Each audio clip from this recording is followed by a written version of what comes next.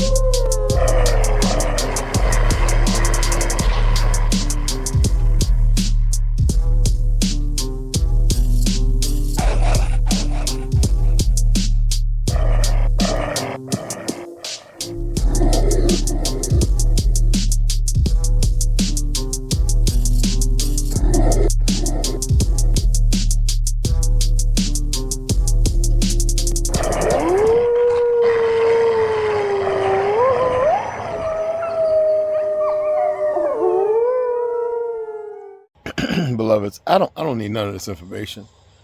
People share stuff. I know some people share stuff to me because I talked a certain way. Um, I keep telling y'all that there's no such thing as an African. Those people there aren't the original people there because they don't know no better than ignorance. And many are starting to come around and find out. I told you I served with a young man named Bowman. Well, he's older than me. He was older than me. He was like damn near 30, and I was in my teens. I was 19, 20. And he knew that his people weren't originally from South Africa. I had a couple friends of mine from Morocco. They used to laugh at the brothers talking about Morris Science Temple and all this other stuff. And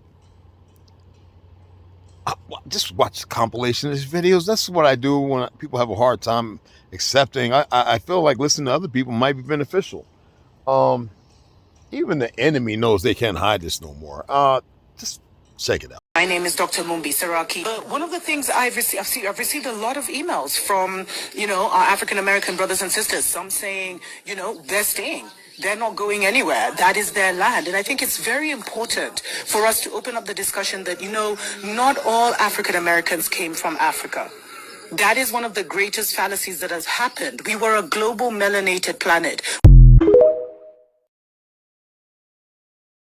And especially the African-American experience. It's literally not duplicated anywhere on earth in history.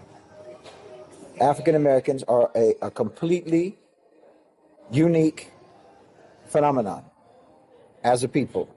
Who they are culturally, what their history is, what their experience is, isn't duplicated anywhere on earth. You don't know where you came from. You don't know what country you came from. You don't know what culture you came from. You don't know what language you came from. You don't know what your religion was before. You, like I've said before, you're more American than anyone because you don't have any other identity. Actually, your entire identity is American-based. That's not the case of anyone else. I'm Irish American. I'm German American. I'm Italian American. I'm Jewish American. I'm this or that, the other. You can say African American, but you don't know anything about Africa. You don't even know which part of Africa. Africans don't call themselves that because I know my tribe. I have my language. I have my region, my country, my whatever. Like me saying European American. I'm not European. I'm specifically Irish and German. But you can't say that. You are American. You're the original Americans. Everyone else is immigrants. You can't even be called immigrants. Yeah. You're originally American, and your culture is as close to being the indigenous culture of America as there can be without you being the indigenous people. You're the indigenous people of the entity called America, called the United States of America. Everything else came from elsewhere.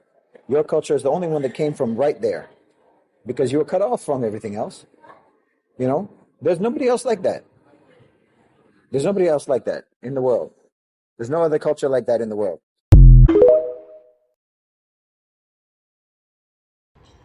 Some of these videos y'all probably seen.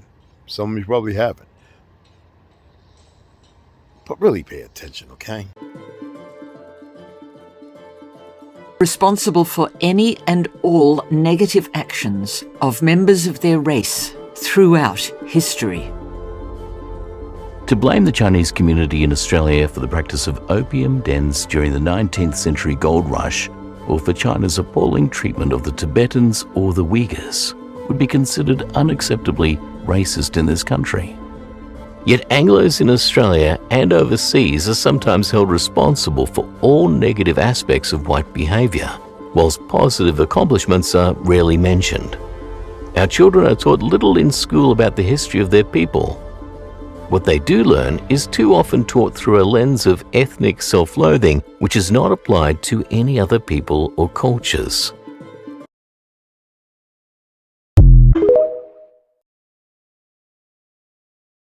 Black people are not the original inhabitants of South Africa, which, in fact, they're realizing that now. When they claimed that they owned all the land, the original inhabitants, of who there are not many left, said, excuse me, we were the original inhabitants, you guys were migrants here as well, which they were. Okay, the original inhabitants of Southern Africa are called the Khoisan.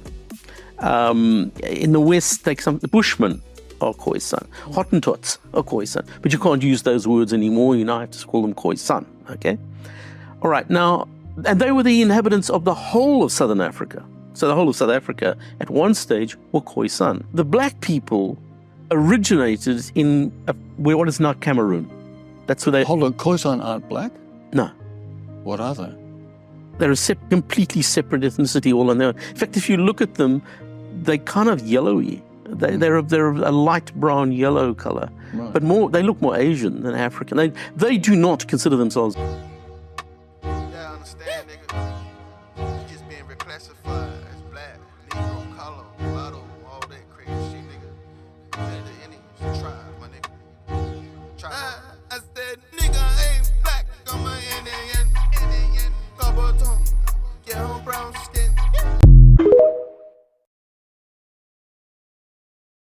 All of these bloody murderers, they brought viruses over across the Atlantic, and they spread viruses to decimate the indigenous people and the original black people, because very, very few black slaves were brought over from Africa to America. The black people, the Washita people, for example, down there in the Louisiana area, they were there since time immemorial. The Moroccan or black African Americans, they are the originals, along with the other indigenous Indian bloodlines, okay? So these people have known all along that...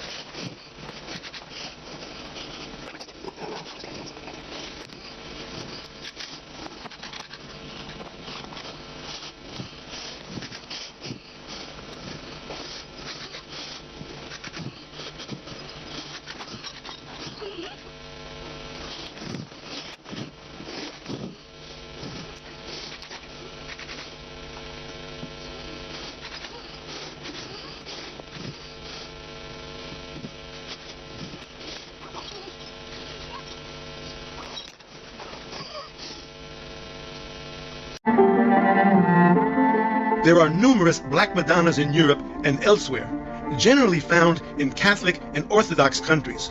There are about 400 to 500 Black Madonnas in Europe, depending on how they are classified. There are at least 180 Vierges Noires in France, and hundreds of non-medieval copies as well. Some are in museums, but most are in churches or shrines and are venerated by the faithful. A few are associated with miracles and attract substantial numbers of pilgrims. There are also numerous Black Madonnas in Africa, the Americas, and Asia. The most famous Black Madonna in Europe is probably the Black Madonna of Czestochowa, or Our Lady of Czestochowa. Several pontiffs have recognized the venerated icon, beginning with Pope Clement XI. The Black Madonna and Child goes back to medieval tradition. According to historians, the painting follows the model of Byzantine iconography. It is an autogetria icon, that is to say, the image of one that points out and guides all along the path. A legend attributes the creation of this painting to Saint Luke, who was a contemporary of Mary, and so could reproduce her true image. In 1382, the icon was brought to the hill of Jasna-Góra, which means Bright Mountain in Polish, and overlooks Częstochowa. At Prince Vladislav of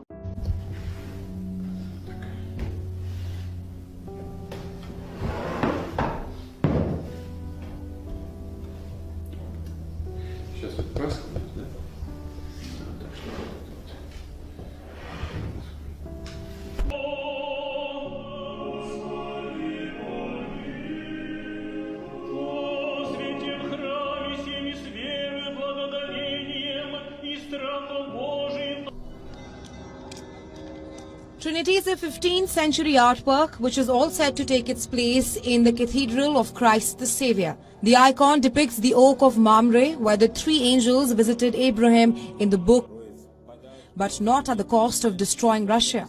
On the other hand, Patriarch Kirill of Moscow, who is a close ally of Putin's, is portraying the war as a metaphysical battle for Russia's survival. Survival against the evil and decadent West seeking to destroy Russia.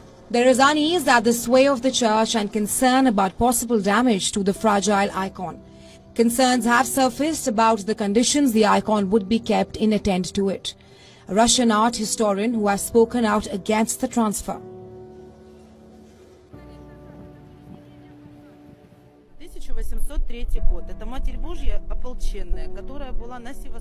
This is the Tikvin icon of the Mother of God from 1803, which was present during the Sebastopol battle and the Borodino battle. Many Russian insurgents and Russian generals who went to fight and defend the Russian land have prayed in front of. Will also supervise the artwork during its stay.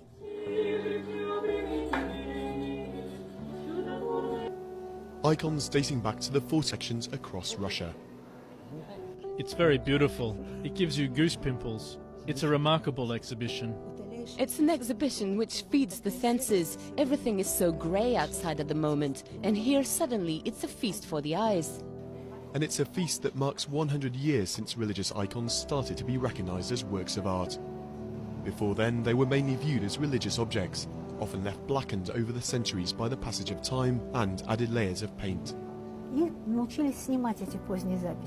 we learned how to remove the dark layers, we discovered underneath an overwhelming beauty, to such an extent that it shocked André Matisse, who was in Moscow at the time. He said, "It's here that artists should come to learn to paint, not to Italy." But today, only a small number of these masterpieces remain. Most were destroyed during the Soviet era. These icons are the survivors. If museums hadn't saved them, they wouldn't exist today. There are 50,000 icons in Russian museums. Before, there were millions. But now the future of this part of Russian heritage is up for debate. Are the icons best held by museums, or should they be returned to the country's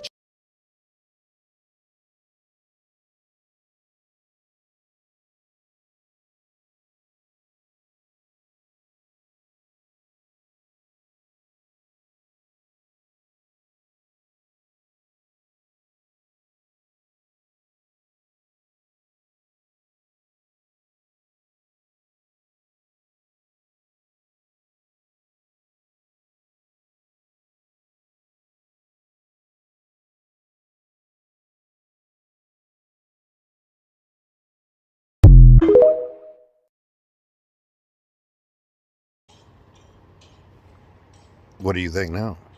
Huh? Want me to show you my shovel teeth? God, that's so funny. Yeah. Pay attention to the little things. Leave your thoughts and comments, even your opinions, regardless. All right? Appreciate you.